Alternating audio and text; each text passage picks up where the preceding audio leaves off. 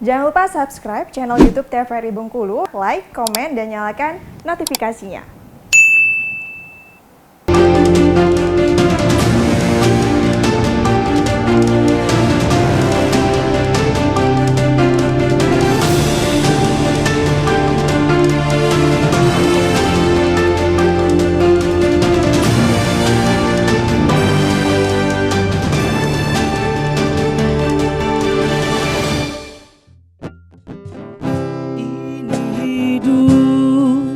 Wanita si kupu-kupu malam, bekerja bertaruh seluruh jiwa raga.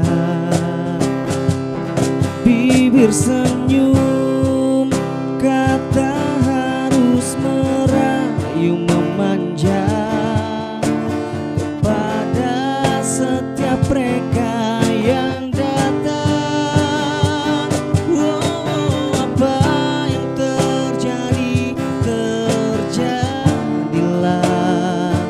yang dia tahu Tuhan penyayang umatnya. Oh, apa yang terjadi, terjadilah. Yang dia tahu hanyalah menyambung nyawa.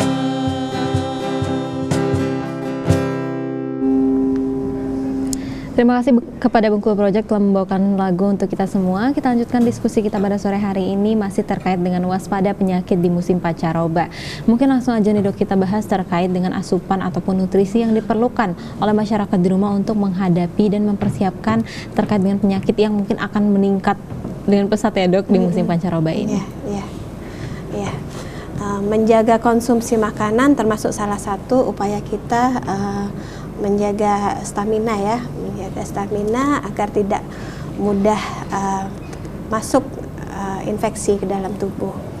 Apa saja yang harus kita makan otomatis harus memenuhi kriteria gizi. Iya. Ya,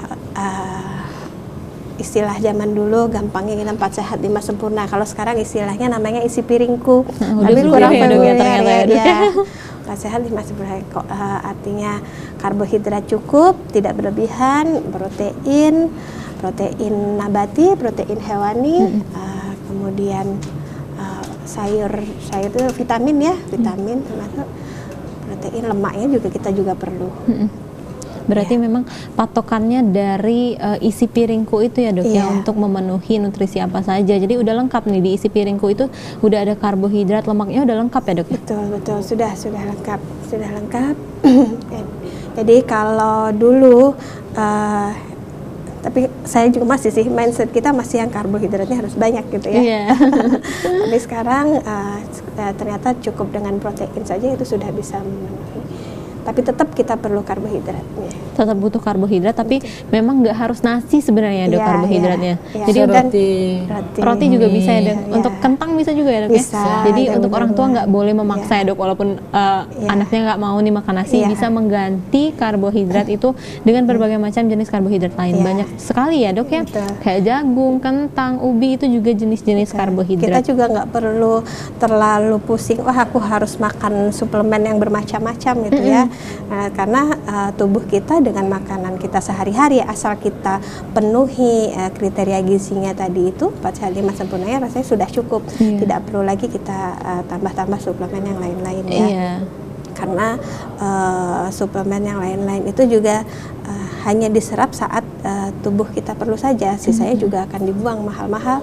Jadi seperti tadi kita ngobrol, dengan makan semangka aja tadi ya Bu ya, semangka murah aja sudah cukup untuk memenuhi kebutuhan vitamin C kita gitu ya. Karena kan memang untuk daya tahan tubuh kita kejar vitamin C-nya yang harus tinggi ya gitu.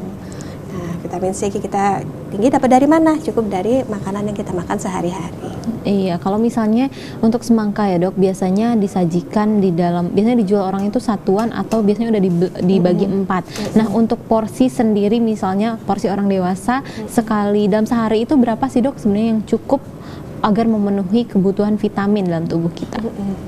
cukup itu kan berbeda-beda tiap orang ya takarannya. Kita kalau menghitung porsi gizi memperhatikan berat badannya, memperhatikan juga aktivitas fisiknya, seberapa butuhnya dia akan asupan itu kan. Untuk orang yang tidak aktivitas fisiknya tidak terlalu berat, tidak perlu terlalu tinggi juga kan. Nah, jadi masing-masing kita sesuaikan saja dengan kebutuhan kita. Iya, oh berarti walaupun berat badan yang satu itu 51 kilo dan yang satunya 51 kilo, belum tentu ternyata gizinya itu sama dok ya. Kebutuhan karena memang banyak yang harus dipertimbangkan, salah satunya aktivitas dan juga bisa jadi penyakit penyertanya juga ya dok ya pada lansia. Jadi memang mungkin ada yang harus lebih dan juga ada yang cukup aja gitu ya dok ya.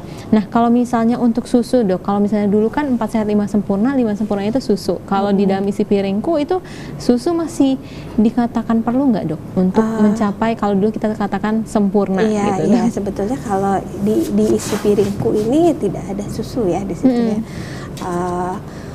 Tapi untuk sebaiknya untuk masa-masa pertumbuhan, wajib kita harus menambahnya dengan susu karena kita butuh kalsium dari susu itu ya, yang hanya kita dapat dari susu ya.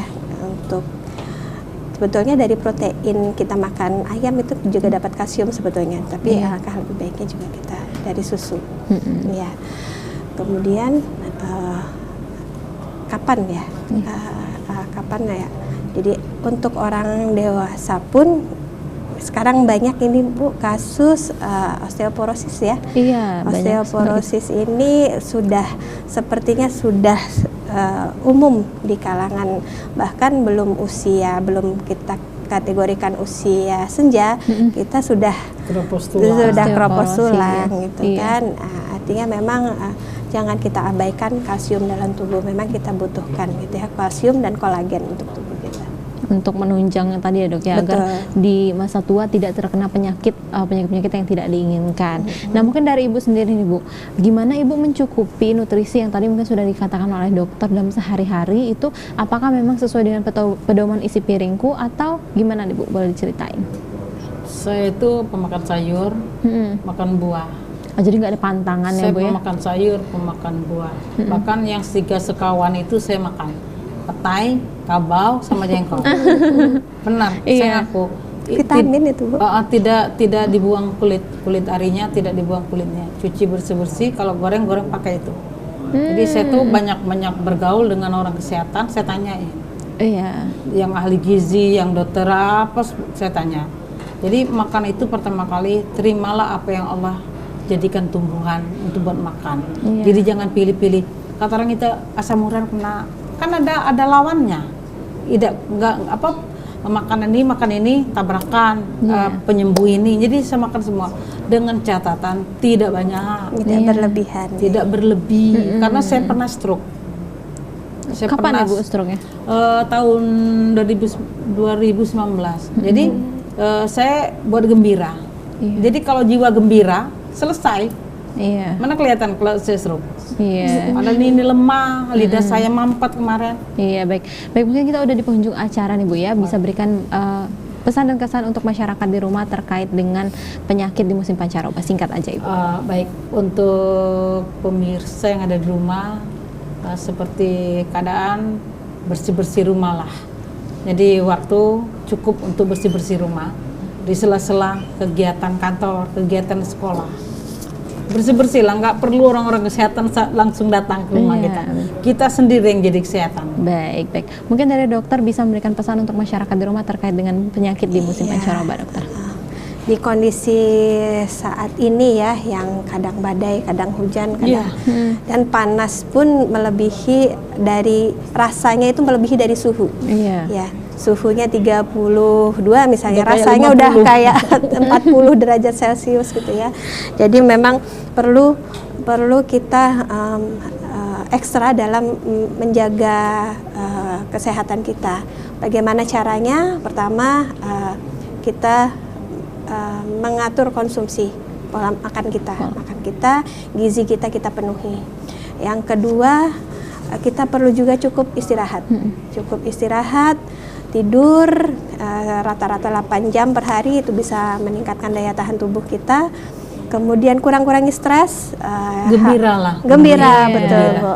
Hal-hal yang bisa menyebabkan tubuh penurunan itu imun tubuh itu. menurun imun, salah satunya stres, itu nggak usah kita pikirkan. Yang terakhir olahraga mungkin ya, olahraga harus tetap kita lakukan walaupun kondisinya kita anggap ini cuacanya panas, kita bisa berolahraga dimanapun kita berada. Baik, berarti yang harus di-highlight nih pemirsa adalah asupan, istirahat, dan juga tidak stres, tetap menjaga olahraga agar terhindar dari penyakit khususnya di musim pancaroba. Saya Syifa Fida Nabila mohon undur diri. Wassalamualaikum warahmatullahi wabarakatuh. Mari kita saksikan Bengkulu Project. Aku berkata,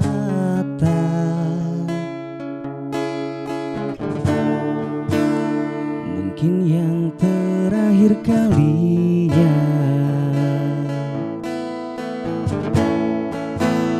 Sudahlah, lepaskan semua.